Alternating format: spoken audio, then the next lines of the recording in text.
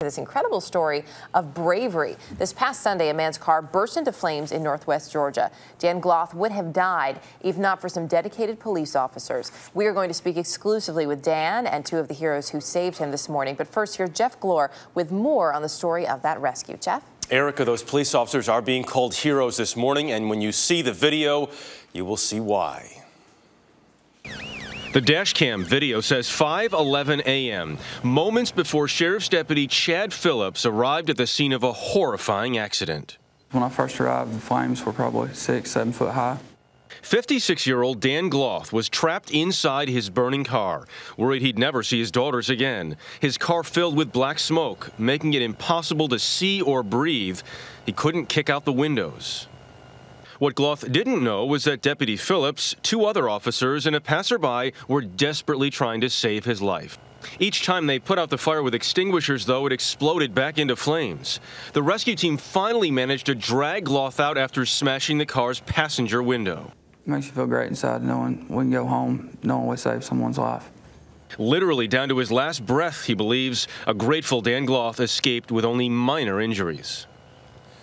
And Dan Gloth says he's grateful to be alive so he can celebrate his 30th wedding anniversary in November. Erica? A great celebration indeed. Jeff, thanks. And joining us exclusively this morning from North Calhoun, Georgia, two of the sheriff's deputies, Josh Cochran and Jeremy Battle, along with the man they saved, Dan Gloth. Good to have all of you with us this morning. Good morning. Good morning. Dan, take us back, first of all, to that night. I understand this started probably something a lot of people can relate to. You're on the interstate, and all of a sudden there's this big tractor trailer, and you start to get a little nervous on the road.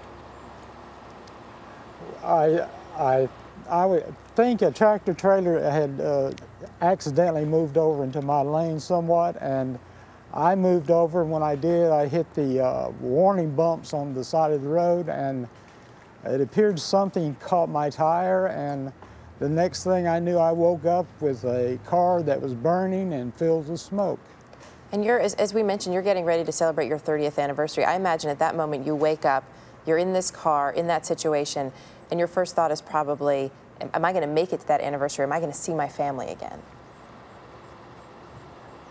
I'm sorry, I couldn't understand that, ma'am. I'm sorry. That's all right. When you wake up and you're in that situation and you see that you're in this car that's on flames, it's full of smoke, what's going through your mind? Well, first, a lot of fear was going through my mind, and the very first thought I had was that I probably would never see my family again. Of course, we're so happy that you're here this morning talking with us, that you don't have to worry about that, but I can't imagine how scary it must have been. Officers, this has got to be tough for you as well. Deputy Battle, I understand you're the first to arrive on the scene, so when you get there, talk to us about what you saw and what you think the chances were at that point for survival. When I first pulled up, I just saw a lot of flames coming from the engine compartment. I wasn't sure if it was inside the passenger compartment or not, and I wasn't sure how many occupants we had or the extent of their injuries in the vehicle. But you immediately, of course, just jumped into mode as you do. How did you try to put the fire out? First, I got my fire extinguisher out of my trunk, and then I believe another one was given to me from someone else on the scene. We used 5 fire extinguishers all total to try to get the fire knocked down long enough to get Mr. Gloth out. And Deputy Cochran, this is your second night on the job. You're sitting there in the station. All of a sudden, you get this call. You get out there. This is quite a way for you to kick off your career. When you got to the scene, what did you do? When I first arrived on scene, Deputy Battle had given his flashlight to a passerby who had busted the window out, and we attempted to pull the driver out of the driver's side window.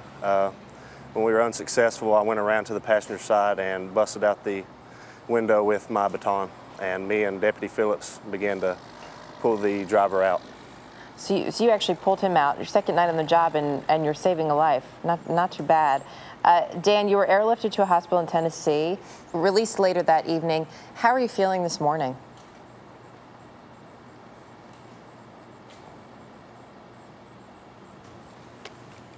Dan Gloth, if you're still there, how are you doing now, sir? I feel well right now. I just have a few bumps and bruises, but nothing serious. And I know that you were looking forward to seeing the gentleman next to you. Anything you'd like to say to them?